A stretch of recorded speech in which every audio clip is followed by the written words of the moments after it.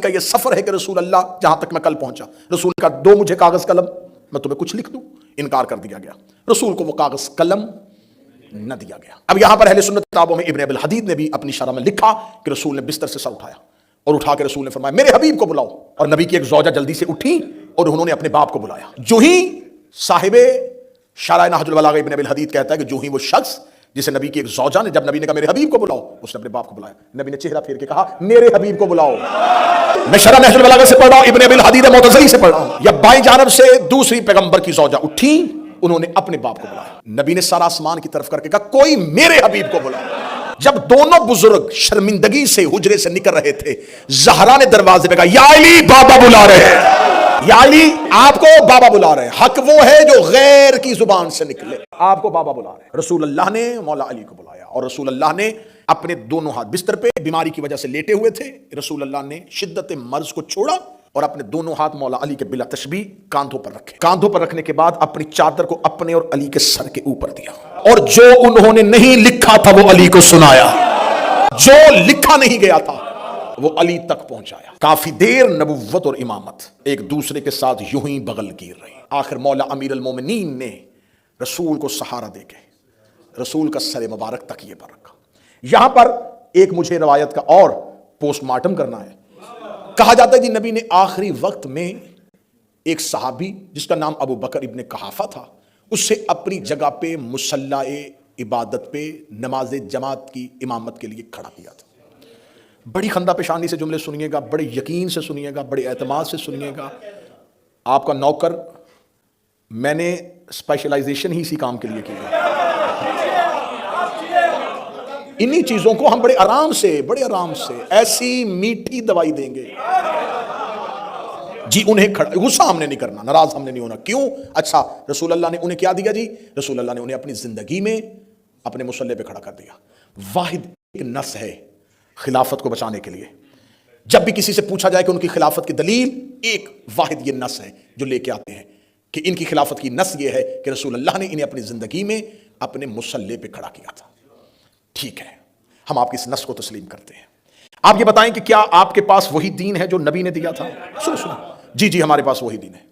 اگر آپ کے پاس وہی دین ہے تو کیا آپ کے مذہب میں امام جماعت کی کوئی شرط ہے؟ اگر تو آپ کے ہاں یہ رول ہے کہ امام جماعت کی یہ شرائط ہے، تو پھر مان لیتے ہیں کہ آپ کے پاس آپ نے نبی کا دین فالو کیا ہے، تو نبی نے بھی اتنے صحابہ میں سے ایک قابل کو چنا، تو آپ نے بھی اس کے بعد ایک قابل کو چنا۔ جب آپ مصلی پہ کھڑا کرتے ہوئے صرف عمر دیکھتے ہیں،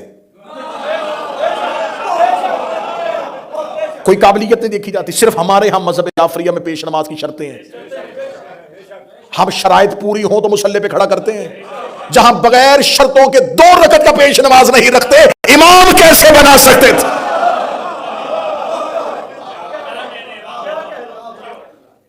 یہ ایک نص ہے کہ جس وجہ سے انہیں، اور جب اس کو پڑھا گیا تو اس کے لیے اتنی حدیثیں، خود ہی اتنی کنفیوژن پیدا کی ہوئی ہے کتابوں میں کہ ایک حدیث ہے کہ رسول نے کہا تھا، ایک حدیث کے نہیں رسول نے نہیں کہا۔ رسول کے اس وقت حجرے میں عبداللہ ابن زمان کھڑا تھا، رسول نے اسے کہا کہ کون ہے مسلمانوں کو جماعت کروائے گا، تو وہ باہر گئے اور باہر جا کے اس نے ان کو کھڑا کر دیا، اور بعد میں اس نے کہا کہ مجھے تو رسول نے کہا ہی نہیں تھا، میں نے اپنی مرضی سے آپ کو کھڑا کیا تھا۔ اتنی کنفیوژن ہے کہ کوئی ایک بھی حدیث مجھے صحیح لا کے بتائے کہ یہ ایک حدیث ہے جس کو تمام نے مستند کہا ہے اور تمام نے اس پر اجماع کیا ہے کہ یہ حدیث ہمارے یہاں معتبر ہے۔ 7 سے زیادہ حدیثیں تو میں بیان کر سکتا ہوں۔ کوئی حدیث نبی کی بیوی کی بیان کر رہی ہے، وہ کہہ رہی ہے کہ نہیں مجھے کہا گیا تھا۔ تو ایک نبی کی بیوی کو جب کہا گیا، حضرت عائشہ سے کہا گیا کہ تو میرے مصلی پہ کس کو کھڑا کر، اس نے کہا کہ نہیں میں اپنے باپ کو اس لیے نہیں کھڑا کر سکتی کیونکہ وہ نرم دل ہیں، جب آپ کی جگہ پہ کھڑے ہوں گے تو وہ روئیں گے اور رونے کی وجہ سے وہ نماز اونچی آواز میں نہیں پڑھا سکیں گے۔ بھی حدیث اہل سنت کی کتابوں میں آئی ہے، ہاں اس طرح بھی حدیث آئی ہے، میں ساری بیان کر دوں، اس طرح بھی حدیث آئی ہے، اس طرح بھی روایت آئی ہے کہ اس لیے انہیں کھڑا نہیں کیا گیا کہ انہوں نے کہا کہ وہ روئیں گے اور رونے کی وجہ سے ان کے حلق سے آواز نہیں نکلے گی اور مسلمان نماز کیسے پڑھا سکیں۔ پھر مختلف جگہوں پہ مختلف قسم کی روایتیں آئیں، کوئی ایک روایت تو آئی نہیں، کوئی ایک نص تو آئی نہیں جس پہ ہم دلالت کر سکیں، ہم اسے مان سکیں کہ اس وجہ سے۔ اچھا آپ کہتے ہیں کہ انہیں رسول نے تجویز کیا تھا، تو جس رسول نے اپنے بعد میں بڑی اہم بات نوٹ کروانے لگا، جس نبی نے اپنے بعد اپنے جانشین کا فیصلہ امت کے حوالے کیا تھا، اس نے مصلی پہ نماز پڑھانے والے امام کا امت کے حوالے کیوں نہیں کیا؟ نبی کو چاہیے تھا، نبی کہتے کہ جاؤ جا کے خلیفہ تو بعد میں تم نے میرا چننا ہے، تو مسجد میں کھڑے ہو کے جس کو تم لوگوں نے چننا ہے اسے مصلی پہ کھڑا کر دو۔ اچھا دو رکعت کی نمازیں پڑھانے کے لیے تو نبی فیصلہ کرے کہ کون جائے گا.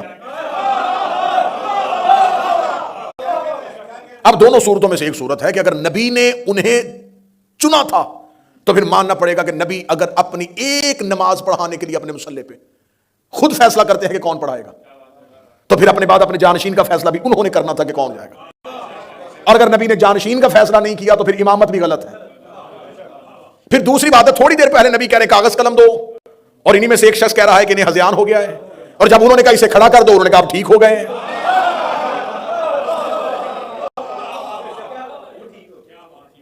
پھر تھی اگلی دلیل کہ کیا نبی کی زندگی میں ساری ہی نبی کی غیر موجودگی میں نمازیں وہ پڑھاتے تھے؟